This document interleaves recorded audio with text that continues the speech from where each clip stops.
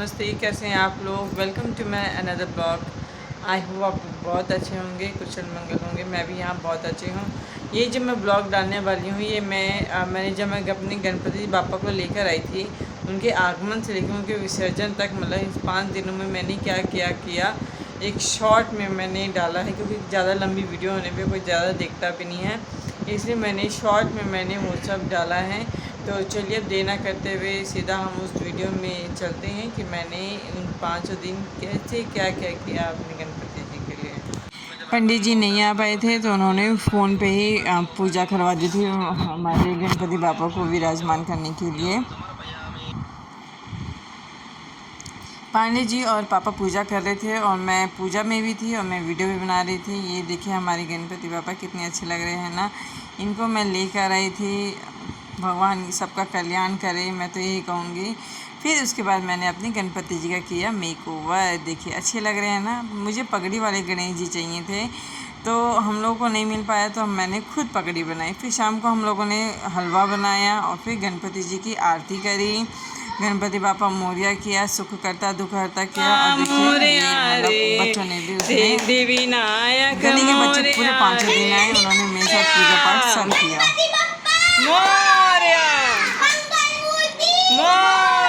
फिर क्या था, गणपति जी को भोग लगाया और फिर हम लोगों ने लड्डू और हलवा दोनों खाया। अगले 3 दिन नहीं, चौथे दिन कीर्तन था। हम लोग ने बेड बाहर निकाल दिया था, निकाल के दिया था, खड़ा कर दिया था। उसके बाद बक्सा निकाल दिया था।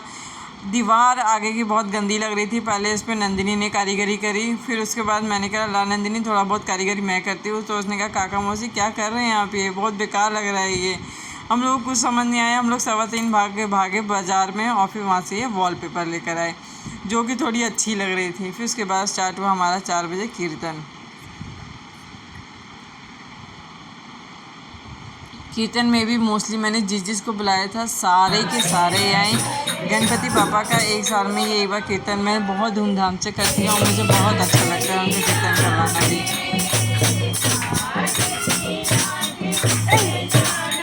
तो जो हमारे आसपास के लोग थे, जो हमारी मामी जी वगैरह थे, फिर हम लोगों ने अलग से भी कीर्तन किया। सबके जाने के बाद थोड़ा सा फिर हम लोगों ने किया चाय पानी। कीर्तन के बाद हम लोगों का थोड़ा सा चाय पानी चला।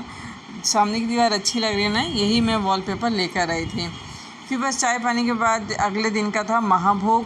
ये मैं महाभोग के बारे में ही बता रही थी कि आज महाभोग है और हम लोग बनाने वाले हैं।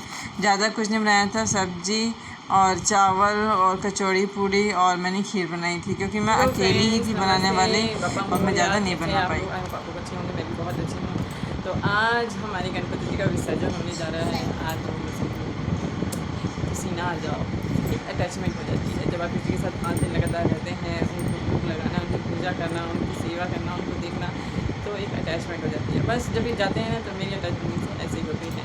पर क्या करें, उनको विसर्जन करना तो पड़ेगा ही ताकि अगले साल ये दोबारा आए। तो मैं गणपति बापा जी से यही कहूँगी कि सबकी मनोकामना पूरी करे, सबका कल्याण करे, बस मैं यही कहूँगी। और मेरा जो है मैंने बताई रखा है, मेरी रोक टोक सब ले जाओ प्लीज़, मैं इसी से बहुत परेशान हूँ। तो आज इनकी विदाई का समय है। पंडित जी गए हैं हॉस्पिटल, जब आएंगे तो फिर मैं उनके साथ जाऊँगी। मेरा बेटा जाएगा और 1-2 जने और हैं।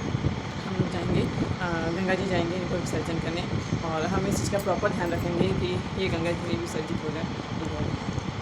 तो फाइनली अब समय आ गया था गणपति जी को विसर्जन करने का। मन में बहुत दुख था। मैं बाय गॉड, मैं आप लोग यकीन नहीं मानेंगे, मैं सच में मेरी ये अटैचमेंट हो जाती है उनसे बहुत। मन मेरा बहुत उदास था। तो आर्य ने बोला मम्मा इस बार मैं लेके जाऊं, तो मैंने कहा ठीक है। फिर ये फर्स्ट टाइम ऐसा था कि मैंने आर्यन को बोला। मैंने 5 साल का मांग रखा है गणेश जी को लाने का। उसके बाद गणेश जी की जैसी मर्जी रहेगी मैं उनको रखती रहूँगी, पर मैं कभी भी ज़्यादा बड़ी मूर्ति नहीं लाऊंगी और मैं ध्यान रखूँगी कि उनकी बेकदरी ना हो। मैं जितने प्यार से लेकर आई हूँ उतने प्यार से मैं उनको भेजूँ भी, विदा भी करूँ। फिर आर्यन को मैंने गणपति जी दिए और वो लेके हम लोग गंगा जी पहुँचे। गंगा जी जहाँ अरेल घाट बना हुआ है वहीं हम लोगों ने जाकर उनको विसर्जन किया था। तो आर्यन भी बहुत दुखी था। वो कह रहा था मम्मा क्या इनको विसर्जन करना ज़रूरी है। मैंने कहा बेटा विसर्जन करेंगे तभी तो अगले साल आएंगे। मैंने कहा आर्यन आप गणपति जी कान में जो मांगना चाहे मांग सकते हो। भाई साहब वो तो बहुत देर तक मांगता ही रहा। फिर जब तक हम लोग पहुँच लेंगे। फिर अब ये हम पहुँचे अरेल घाट, गंगा जी मैं थे, आर्यन थे और एक भाभी और थी, हम तीनों ही थे, ज़्यादा जने नहीं थे।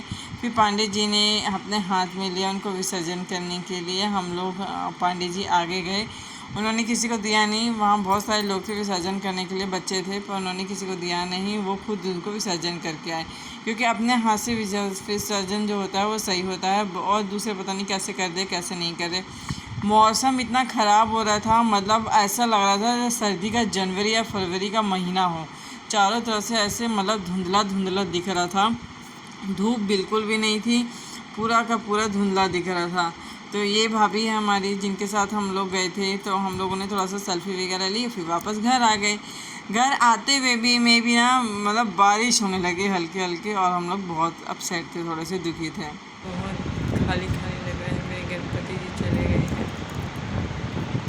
पीछे वाले कमरे में देखिए पापा थे, इसलिए मैं थोड़ा धीरे ही बोल रही थी। आई होप आप लोग सुन कितना खाली सके। लग रहा है। बहुत तो सोना हो माफ़ गया था करें, इनके बिना। गलती माफ़ करें हमारी, और अगले बरस दोबारा आए, जल्दी आए। Pratibha Maurya. Bye bye, thank you.